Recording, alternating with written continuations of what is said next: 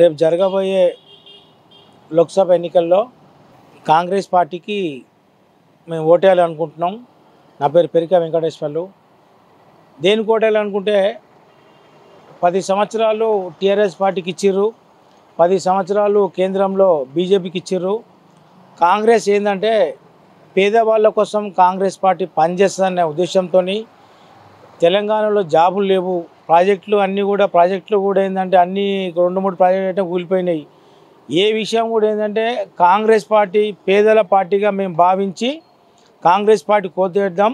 Congress party వస్తే దళితులు కానీ బడుగు బలహీన వర్గాలకు కానీ మంచిగా ఉండదని భావించి మేము కాంగ్రెస్ పార్టీకి ఓటేద్దామని ఆలోచన చేస్తున్నాం. ఇప్పుడు కాంగ్రెస్ పార్టీకి మేము పక్కా చేస్తాం. ఎందుకంటే 10 సంవత్సరాలు కేంద్రంలో బీజేపీ ఉంది, ఈడ ఉన్నది. ఇక అభివృద్ధి అంటే అంతంత మాత్రం చేసిరు కాబట్టి ఏ పేదోని కూడా లేదు. కాంగ్రెస్ పార్టీ కొన్ని ఇప్పుడు ప్రవేశపెట్టిన బస్సు కానీ, ఫ్రీ బస్సు కానీ, తర్వాత ఆరోగ్యశ్రీ కానీ, చూడబోతే అంటే కొన్ని ఏంది మన కరెంటు బిల్లు మాఫీ కానీ ఇవన్నీ చూసి మేము కేంద్రంలో కాంగ్రెస్ పార్టీ అధికారంలోకి వస్తే కేంద్రం ఇటు రాష్ట్రంలో ఒకటై ఈ తెలంగాణ మంచిగా అభివృద్ధి అవుతుందని కూడా మేము ఆశిస్తూ ఉన్నాం. నా పేరు గిరిరాజు వెంకటయ్య, మాజీ సర్పంచ్, సోమవారం విలేజ్, రాయపేట మండలం, యాదాద్రి. గత ప్రభుత్వం చేసిన అభివృద్ధిని బట్టే ఇవాళ ఎంపీగా పార్లమెంటు ఎలక్షన్లో ఏదైనా మొన్న ఏదో జరిగిందని సారన్న ఎంపీ గారిని గెలిపించుకుంటేనే కొన్ని అభివృద్ధి కార్యక్రమంలో అప్పటికే పూర్తి కానిపోయింది. అట్లాగనే గవర్నమెంట్లో 14 సీట్లన్నా ఎంపీ గారు టీఆర్ఎస్ గెలవడం ఖాయం. మళ్ళీ అందులో ముఖ్యంగా మన యాదాద్రి జిల్లా ఉంది కాబట్టి మన ఎంపీ గారికి ఒక 8 నియోజకవర్గాలు ఉన్నాయి కాబట్టి అందులో ముఖ్యంగా మన ఆలేరు నియోజకవర్గంలో యాదగిరిగుట్ట అభివృద్ధి అయింది కాబట్టి మన ఎంపీ టీఆర్ఎస్ గెలవడం ఖాయం. నేను కుమార్, మాది ఆలేరు మండలం రాఘాపురం. ఈ పార్లమెంట్ ఎన్నికల్లో ఏ పార్టీ అయితే బాగుంటారనే ఉద్దేశంలో ప్రతి ఒక్కరూ దేశవ్యాప్తంగా రాహుల్ గాంధీని ప్రధానం చేయడంలో యువత ముందు వరుసలో ఉన్నది కాబట్టి భువనగిరి పార్లమెంటులో పరిధిలో యువకులైనటువంటి శ్యామల కిరణ్ రెడ్డికి ఓటేయడానికి యువత ఉత్సాహంగా ఉన్నది. అదేవిధంగా రాష్ట్రంలో కాంగ్రెస్ పార్టీ అధికారంలో ఉంది కాబట్టి ఎంపీ సుధా కాంగ్రెస్ని గెలిపించుకుంటే ఈ రాష్ట్రానికి కేంద్రం నుంచి కానీ రాష్ట్రం నుంచి కానీ నిధులు ఒకే విధంగా వచ్చి ఈ ప్రాంతాన్ని అభివృద్ధి చేసుకోవడంలో ముందంజ ఉంటుంది కాబట్టి ప్రతి ఒక్కరూ కాంగ్రెస్ పార్టీకి ఓటేయాలనే ఆలోచన ఉన్నారు. భువనగిరి పార్లమెంట్లో గవర్నర్ శేఖర్ గారు భారీ మెజార్టీతో గెలవబోతున్నారు. ఎందుకంటే మాది ఇంతవరకు పార్లమెంట్ సభ్యుడైనా ఎన్నో అభివృద్ధి పనులు చేసిండు. మోడీ గారి సహకారంతో వేరే పార్టీలు ఉన్నా కానీ మోడీ గారి సహకారంతో అభివృద్ధి పనులు చేసిండు. ఇప్పుడు కేంద్రంలో కూడా బీజేపీ గెలుస్తున్నది. 400 సీట్లు వస్తున్నాయి. ఆ అభివృద్ధిలో భువనగిరి పార్లమెంట్ ఒకటి కూడా అవుతుంది. 400 సీట్లలో దాన్ని ఆకర్షితులై జనాలు గవర్నర్ గారికి ఓటిస్తారు. ఈరోజు దేశం మొత్తం మోడీకి ఓటేయాలని ప్రతి ఒక్కరు అనుకుంటారు. నేను కూడా మోడీకి వేయాలని ఓటేయాలనుకుంటున్నాను. ఎందుకంటే ఈ 10 ఏళ్ల పాలనలో మోడీ ప్రతి సామాన్య పౌరునికి రేషన్ కార్డు ఉన్న ప్రతి వ్యక్తికి ఉచిత రేషన్ బియ్యం ఇవ్వడం ప్రతి పేదవానికి అది ఉపయోగపడుతుంది. మరియు కరోనా టైంలో కూడా ప్రపంచం మొత్తం ఎంతో అతలాతులకమైనా కూడా మన భారతదేశ ప్రజలను పేదలను కూడా కరోనా టీకాని ఇచ్చి పేదలకు ప్రాణాలు కాపాడిన మహానుభావుడు. మరియు 500 సంవత్సరాల క్రితం ఉన్న రామ మందిరాన్ని యొక్క లిటిగేషన్ ఎంతో 500 ఏళ్ళ తర్వాత కూడా దాన్ని ఏ గవర్నమెంట్ 70 ఏళ్ళ పరిపాలన కాంగ్రెస్ పరిపాలన కానీ వేరే వాళ్ళు కానీ ఎవరు దీన్ని సాధించలేదు. మోడీ గారు భారతదేశం ఆత్మగౌరవం సంబంధించిన రామ మందిరాన్ని నిర్మించి ప్రజలకు అది అంకితం చేసిండు. ఈరోజు ప్రతి హిందువు కానీ ప్రతి పౌరుడు, నేను కూడా ప్రతి సామాన్య పౌరుడు కూడా ఇలా హిందువు అనేవాడు ప్రతి ఒక్కరు మోడీకి ఓటేయాలని బీజేపీకి ఓటేయాలని అనుకుంటున్నారు. మరియు ఈ భారతదేశం మొత్తం ప్రపంచం మొత్తం ఈసారి మోడీకి మళ్ళీ 400 సీట్లు వస్తే దాన్ని ఇంకా భారతదేశాన్ని అత్యున్నత స్థాయికి చేస్తాడని ప్రతి ఒక్కరు అనుకుంటారు. ఈసారి కంపల్సరీ మోడీకి 400 సీట్లు వస్తాయి. ఈ భారతదేశ రూపురేఖలు కూడా ఈ మోడీ మారుస్తాడని ప్రతి ఒక్క సామాన్య వ్యక్తి కూడా ప్రతి ఒక్కరు అనుకుంటారు. నల్గొండ పరిధి కోసం మాత్రం శానపూడి సైదిరెడ్డి కానీ బూర నర్సయ్య గౌడ్ కానీ అత్యధిక మేరతో ఈ 400 సీట్లు, ఈ 2 సీట్లు ఘంటాపదంగా ఈ 2 సీట్లు గెలిస్తాయని నా యొక్క అభిప్రాయం. మేము కూడా ఈసారి బీజేపీకి ప్రతి ఒక్కరు బీజేపీకి ఓటేస్తారని ఇప్పుడు ఆంధ్రప్రదేశ్ తెలంగాణలో విడిపోయినప్పుడు తెలంగాణ ఉద్యమం జరిగినప్పుడు సకల జనులకు సమ్మె చేసినప్పుడు ఎవరు సకల జనులకు సమ్మె చేయాలని బయటికి రావాలని ఎవరు అనుకోలేదు ఆ రోజు. ఈరోజు కూడా ప్రతి ఒక్కరు ప్రతి ఇంట్లోనే ప్రతి కుటుంబంలో ఆళ్ళు ప్రతి ఒక్కరు అనుకుంటారు బీజేపీకి ఓటేయాలి, మోడీ గారు ఓటేయాలి అని ప్రతి ఒక్కరు అనుకుంటారు. ఈ యొక్క సకల జనుల సమ్మె ఎట్లాగా తెలంగాణ ఉద్యమం ఎట్టొచ్చిందో ఇలా తెలంగాణలో కూడా ప్రతి ఒక్కరు బీజేపీకి ఓటేయాలని ప్రతి ఇంటి నుంచి ప్రతి ఒక్కరు ఆళ్ళే అనుకుంటారు. ప్రచారం చేయవలసిన అవసరం కూడా ఏం లేదు. నా ఇల్లు ఉంది, నా ఊరు ఉంది, నా బజార్ ఉంది, ప్రతి వీధిలో ప్రతి ఒక్కరు ఏ ఇంటికి పోయినా కూడా మోడీ మోడీ మోడీ అంటారు. ఇది ఎన్నికలు వచ్చిన తర్వాత మోడీ హవా అయింది తెలంగాణలో.